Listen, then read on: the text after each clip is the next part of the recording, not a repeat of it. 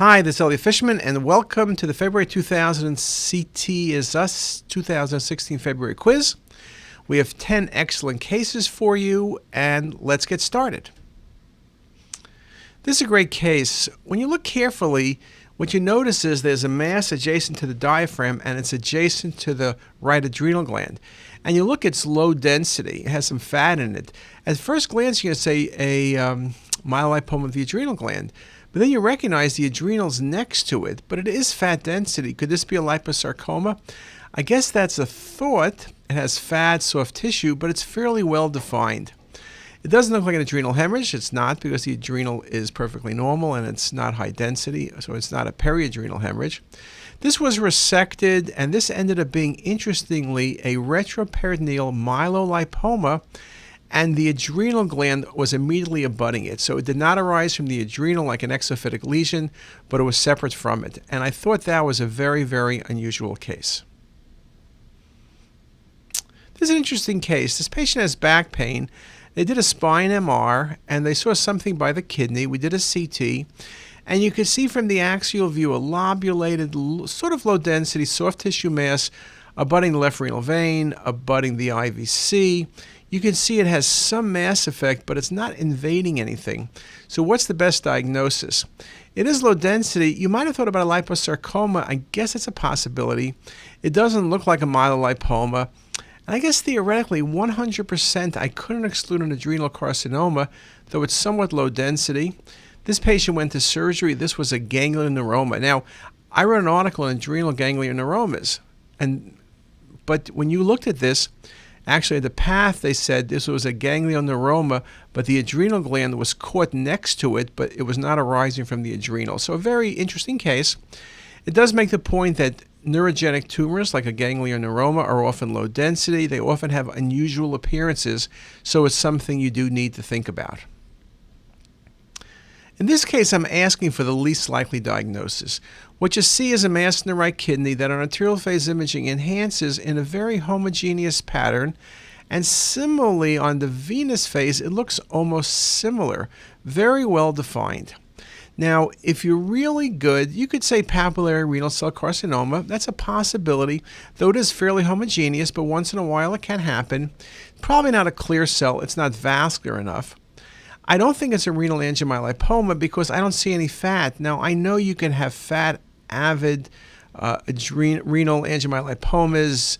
You can have minimal fat, lots of fat, sometimes almost no fat. When there's no fat, you can't make the diagnosis. If I had to pick what I thought this lesion would be is, with the homogeneous enhancement, well-defined borders, I would say an oncocytoma. Interestingly, you don't see the left kidney. The spleen is rotating to the left renal bed. If you had all the sections, this patient had a left nephrectomy, and that diagnosis then was a oncocytoma. This was also an oncocytoma. So the least likely diagnosis is going to be an angiomyolipoma. Again, you can argue, what about a clear cell? Could that be the least likely? Well, it's not uncommon for us to see clear cells that are not very vascular. This is an interesting case. 50-year-old back pain. What is this lesion? Interesting, this was biopsied, felt to be adenocarcinoma. I'm looking at this case and I say, wait a second. I agree there's a mass in the distal body and tail of the pancreas, but it has coarse calcifications. Adenocarcinomas never calcify. Never is a big word.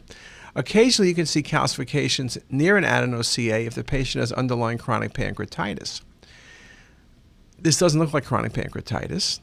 SPEN tumors can calcify, but patients in the 50s, it's a male, usually it's the 20s or in the teens, and it's a female. Also, those lesions are usually cystic. This is solid. The best guess here would be a neuroendocrine tumor. When I see a mass that's enhancing, which this is compared to the regular gland and there's calcifications, I got to think about a neuroendocrine tumor. Another good rule I seem to see all the time is that neuroendocrine tumors have punctate calcifications, spotty calcifications, and SPEN tumors have calcifications around the rim of the lesion. So that can be very helpful. This is a great case. HIV patient with fever. What's going on? Well, when I look at the liver, I see a complex cystic lesion in the right lobe. And although the thought of metastasis or a primary tumor is considered, you always got to think about an abscess. And in fact, right lobe of liver, I would think about an amoebic abscess.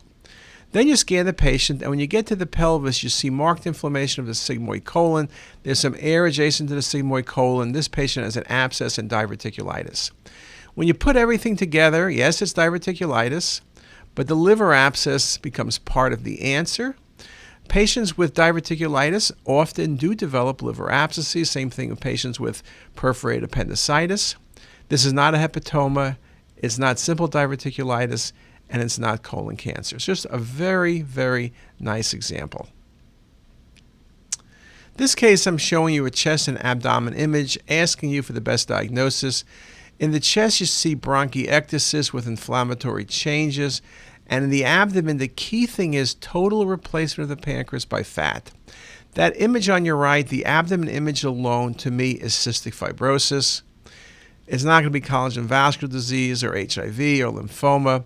And then you can combine the lung findings with the pancreas findings. Beautiful example of cystic fibrosis in a patient with repeated infection in the lungs. Very, very nice example. This patient had abdominal pain and was treated for pancreatic cancer.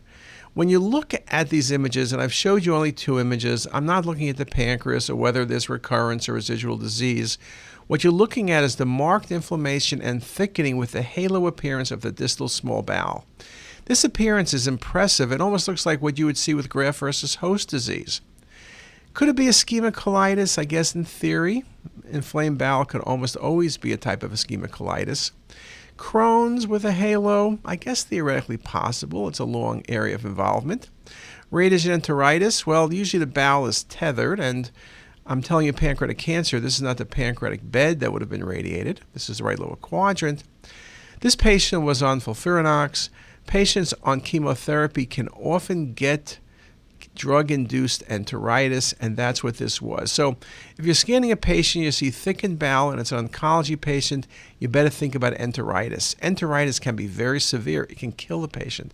Sometimes we see it before the patient's symptomatic. This patient eventually developed severe diarrhea, but did okay.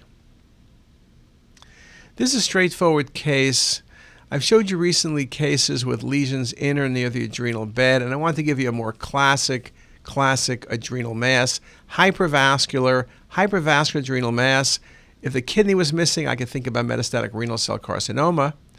But in this case, I'm going with a pheochromocytoma. Could this be an adrenal carcinoma? I guess it could. If I gave you the real history, the patient was hypertensive, that would make life easy. Lymphoma is usually large, adrenal shape, often bilateral but low density. This is a beautiful example of a classic pheochromocytoma. This is an excellent case. You see a pancreatic cystic lesion with dystrophic calcifications around the edge of the lesion. And we talk about calcifications centrally in serous cystadenomas, diffuse calcifications in chronic pancreatitis, or diffuse calcifications in patients with neuroendocrine tumors. When you start seeing this calcification around the edge of the lesion, you got to be thinking about a SPEN tumor, solid and papillary epithelial neoplasm. Just a very classic finding. And also, the younger the patient, the more likely a SPEN tumor is. SPENs are best between 17 and 30. This is a great case. Just for a moment, look at the left adrenal. You see a solid mass, and you could say adrenal carcinoma, metastasis. Maybe you should think about lymphoma as well, melanoma. Then you see a mass that's in the pancreatic head. The masses look the same, they're homogeneous, and I guess I could not argue if you said metastatic melanoma. Be unusual, but I guess theoretically possible. This doesn't look like pancreatic cancer, and pancreatic cancer rarely goes to the adrenal. Primary adrenal carcinoma going to the pancreas would be very unlikely. Also, it's almost too homogeneous. Adrenal carcinomas are usually vascular, but they're irregular and there's a mottled appearance. And paragangliomas can be very vascular. They're a form of pheochromocytoma. This is solid mass, homogeneous, looks the same both in the pancreas and the adrenal bed. This is very classic, and this was primary lymphoma involving the adrenal and the pancreas. Wonderful case. Anyway, those were 10 terrific cases.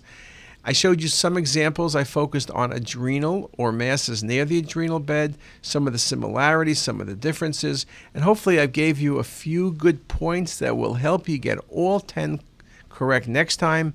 But probably more important, hopefully when they cross your desk at work, you'll get them correct then. And with that, I wish you a great day.